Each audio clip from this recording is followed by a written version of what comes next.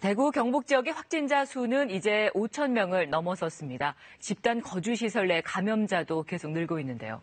대구시청 취재기자 연결해서 자세히 알아보겠습니다. 정혜민 기자, 우선 어제 추가 확진자가 얼마나 늘었습니까? 네, 대구 경북에서는 어제 0시 기준으로 408명이 추가 확진 판정을 받았습니다.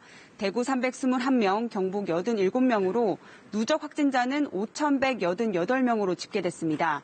사망자는 대구 6명, 경북은 4명이 더 늘어 모두 41명입니다. 집단 거주시설 내 확진 환자도 계속 늘고 있습니다. 노인들이 집단 생활을 하는 경북 봉화 푸른 요양원에서 어제 하루에만 45명이 추가 확진 판정을 받았습니다. 아직 20여 명에 대한 검체 조사 결과가 남아있어 확진 환자는 더 늘어날 가능성이 큽니다. 앞서 70 미랄 사랑의 집과 경산의 서린 요양원, 대구 성보 재활원 등에서도 확진 환자가 발생한 바 있습니다. 경상북도는 500여 개에 달하는 도내 모든 집단 생활시설을 오는 22일까지 예방적 집단격리 조치한다고 밝혔습니다. 한편 경북 경산 지역에서 확진자가 347명으로 크게 늘어나고 있는 추세인데요.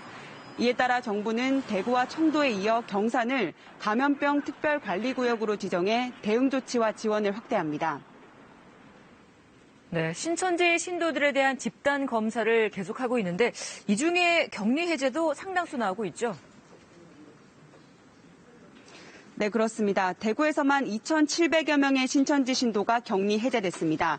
모두 진단검사에서 음성 판정을 받고 의무 자가격리 기간도 끝난 신도들입니다.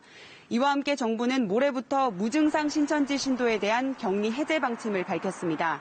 다만 대구시는 최근 신천지 신도들의 확진율이 낮아지고는 있지만 여전히 고위험군이라며 음성 판정을 받은 신도만 격리 해제할 방침이라고 설명했습니다. 이와 함께 경증 환자의 생활치료센터 입소도 이어지고 있습니다. 어제 새롭게 7곡의 한티피정의 집에 일부 환자가 입소했고 오늘도 추가로 확보되는 시설에 경증 환자들이 입소할 예정입니다. 한편 아파트, 초등학교와 인접해 있어 주민 반발이 심했던 경산의 경북학숙은 생활치료센터 지정이 해제됐습니다. 대신 경산의 중소벤처기업공단 연수원을 새로운 생활치료센터로 활용할 계획입니다. 지금까지 대구시청에서 KBS 뉴스 정혜미입니다.